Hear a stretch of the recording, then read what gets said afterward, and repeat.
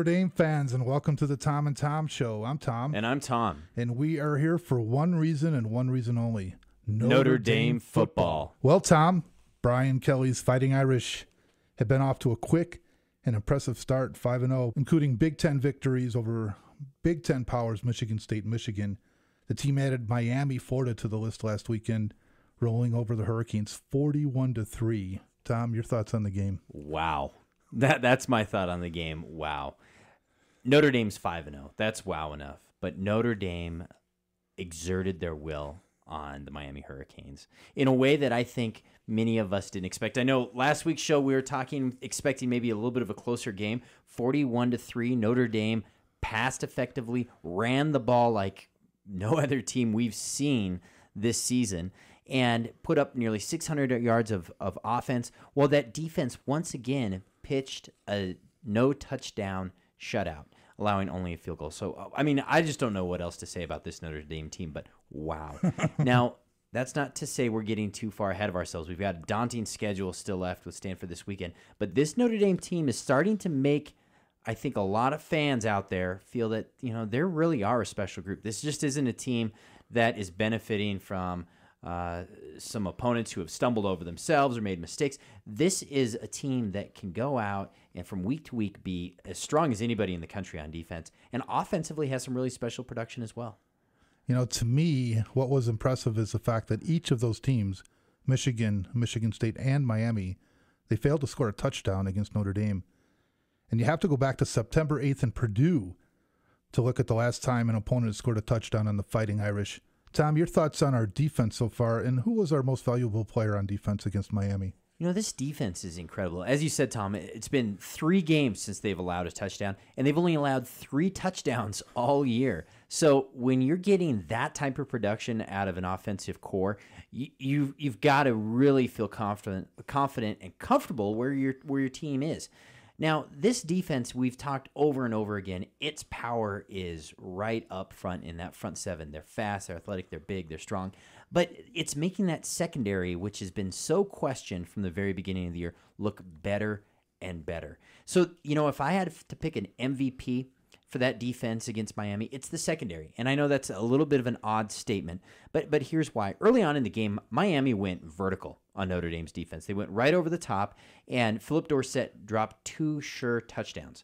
Now, is that a reflection of a good defense or poor execution on the offense? Well, clearly the latter, but here's why I think it's special for the secondary is they rallied, and not a single Miami receiver got over the top of that Notre Dame secondary for the rest of the game. They shut them down, and they looked much, much better than a secondary who's filled with former receivers and running backs and young players. They look like a secondary that's as tested as anybody. As a result, they're 10th in the country in pass defense efficiency, so that says something about them. It seems like the Notre Dame defense has been running on all cylinders all season long.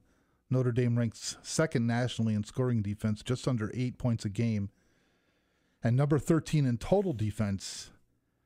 Now the offense is looking like it's peaking just midway through the season against Miami, 211 in the air and 376 on the ground, almost all by committee. Your thoughts on the offense last week, Tom, and who was our offense MVP? You know, this offense looked absolutely dynamic, Tom. It looked as good as it did against Navy. Navy is having a tough year. This is a decent Miami team, but one that's very young and struggles on defense. Nonetheless, it was a balanced attack. We were able to throw the ball, we were able to run the ball, and do them both with quite a bit of dominance. If I had to look at this Notre Dame team against Michigan State and Michigan, the biggest problem it had on its offense is it couldn't pass because it couldn't first demonstrate the run. So nobody was giving its pass any honesty. This team was able to go out and have success running the ball simply because I think that offensive line was learning their assignments in a way that they hadn't before. A lot of reports are saying that Harry Heisted, the new offensive line coach and running back coordinator, was really able to make some good breakthroughs this week, that offense practiced at a level it hadn't before, that the offensive linemen are understanding blocking schemes that in turn is resulting in effectiveness in the running game. So you had 2 running backs in George Atkinson and in Sierra Wood who were over 100 yards. You had a great touchdown from Theo Riddick. You had another redshirt freshman in Cam McDaniel come in with less than 2 minutes in the game and run for almost 60 yards. So you had a great performance from running backs. You had that facilitated by great offensive line play. And if I had to name an MVP, it would be that entire offensive line because they looked good. Now, before we move on, I just have to give one piece of recognition to Everett Golson. I think a lot of people said, including Coach Brian Kelly himself, Everett Golson grew up on Saturday. He looked a lot better. He was in the pocket, making passes. He felt more comfortable. He got out and ran a little bit. We saw schemes designed for him to get outside the pocket and run. He gained over 50 yards, first time he's done that all year. And he looked like the quarterback that I think a lot of people were hoping for this year. Yeah, redshirt freshman, but this is a guy who goes out and makes explosive plays when he needs to, throws when he has to. And I think we can see good things for him for the rest of the year. Now, our attention turns to number 17th ranked Stanford as we welcome them to South Bend to play number 7.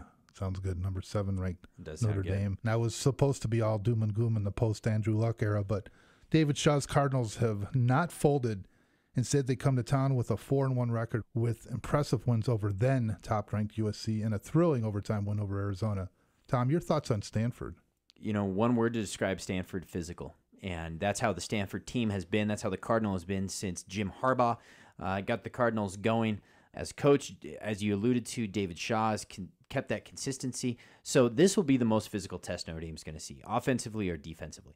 One thing that I think Notre Dame needs to be very leery of is 2 massive tight ends, Levine Toilulu and Zach Ertz. Both tall tight ends. They're guys that can get out, make catches. Both of them had a touchdown against Arizona. Ertz had 6 catches. Toilolo had 5. They looked good. Notre Dame needs to be able to put a body on them, whether it be the front 7 and those linebackers ranging out for pass coverage or that secondary filling in when needed. I think they're going to be seeing a lot of man coverages, so Notre Dame's going to be tested defensively in a way that they haven't before. But at the end of the day, this is going to be a physical battle that maybe we haven't seen yet in this season of college football. It's going to be a fun one to watch, Tom. Okay, any concerns about Notre Dame injuries? You know, not really. We had a couple of issues with Theo Riddick.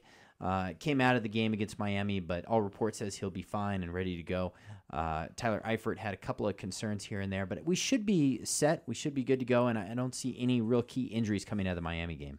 Okay, Notre Dame will win if? Notre Dame will win if they can simply run the ball. We need to be able to go out and run the ball like we did against Miami, or at least half as well. I'll say that. Notre Dame's been outrushed by Stanford the last 3 consecutive years, and in that time, Notre Dame has lost 3 consecutive times to Stanford. So if you want a Notre Dame victory, you need to be able to run the ball. Running the ball consistently is going to allow Notre Dame to own the game clock and obviously allow passing situations to evolve and take place. That just might be the key to the game. I believe so. Well, that's all the time we have, fans. Join us next week, same time. Same station. For the Tom and Tom Show, I'm Tom. And I'm Tom. And we're here for one reason and one reason only. Notre Dame football.